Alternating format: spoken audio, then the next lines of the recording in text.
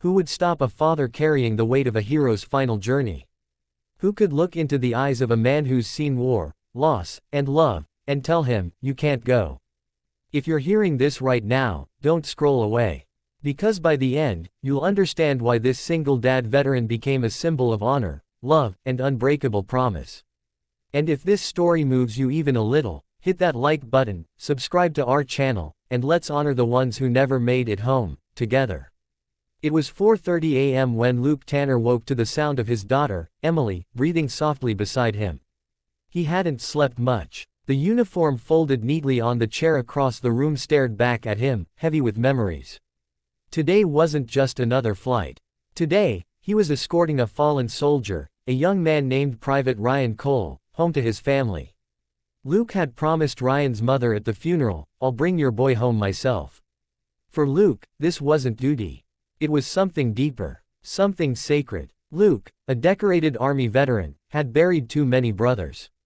He knew the silence of the battlefield after the smoke cleared, and he knew the silence of a mother's tears. And now, as a single dad, every mission carried an extra layer of meaning, because his little girl, Emily, was watching. She was only 8, but she'd already learned that her dad's heart was both a warrior's and a healer's. The morning was quiet, cold. Luke put on his uniform, brushed a hand across the faded American flag patch, and whispered, "Let's bring him home." Emily stirred. "Daddy, you're going to be okay?" she asked, rubbing her eyes. Luke knelt, holding her tiny hands. "Yeah, baby. Sometimes, being strong means saying goodbye for someone else." She nodded, as if understanding more than her age allowed. At the airport, Luke walked in carrying the sealed flag-draped urn. His orders were clear. He was the official escort. But when he reached the gate, the airline agent frowned. "Sir, we can't allow that on board without clearance from our supervisor." Luke straightened, his eyes steady but calm. "Ma'am, I am the clearance. This is a soldier's final flight. I'm his escort." The woman shook her head. "Rules are rules. I'm sorry." For a moment, time froze. People in line glanced over, curious. Luke's grip on the urn tightened. He took a deep breath, fighting the tremor in his voice. "Ma'am, that man in there, he fought for those rules. He bled for strangers. He never made it home. And now, you're telling me, he doesn't have a seat." A hush spread across the gate. The agent shifted uncomfortably. "Sir, I understand, but..." A deep voice from behind interrupted.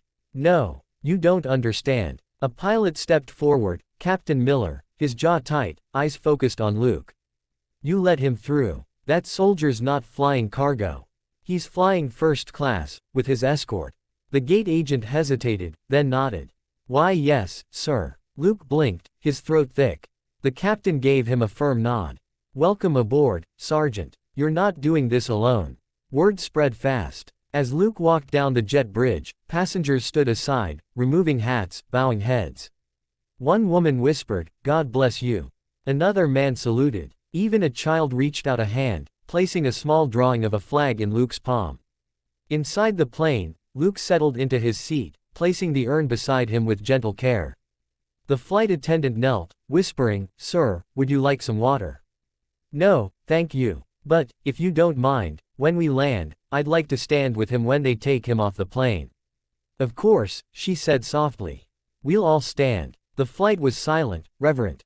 No laughter, no chatter. Just a quiet respect that wrapped around the cabin like a prayer. Luke stared out the window, his mind drifting. Back to Ryan, his smile, his fear, his courage. Ryan had been just 19, fresh out of high school, with dreams of seeing the world. He'd saved Luke's life in a firefight overseas. And now, Luke was bringing him home. When the wheels touched down, the captain's voice came over the intercom, thick with emotion. "Ladies and gentlemen, we have a hero on board. We ask that you remain seated as we honor the escort and the fallen soldier. Thank you for your respect." The entire plane fell silent. As the doors opened, the honor guard waited outside, flags at half-mast. Luke stood tall, cradling the urn. He stepped off the plane, tears burning his eyes, as rows of soldiers saluted in the cool morning air. Ryan's mother stood at the bottom of the stairs, clutching a framed photo. When Luke reached her, he handed over the urn, his voice breaking. "Ma'am, he's home." She collapsed into his arms, sobbing, "Thank you. Thank you for not leaving him alone. Luke held her close, whispering, he was never alone. Not once. News cameras caught the scene, but for Luke, it wasn't about attention. It was about a promise kept. Later, he walked Emily through the small cemetery, where Ryan was laid to rest. She looked up and asked, Daddy, why do you do it? Why do you carry them home? Luke smiled through tears. Because someday, when I can't make it home, I hope someone will carry me too. Emily wrapped her arms around him. I will, Daddy. And in that moment, Luke realized something powerful, that the cycle of honor doesn't end with the soldiers. It lives on in the hearts of their children, their families, and every stranger who pauses to say thank you. So, if you're still here, listening, remember Luke, remember Ryan, and remember every man and woman who never made it back. Honor isn't just a word. It's a choice, a promise, a legacy.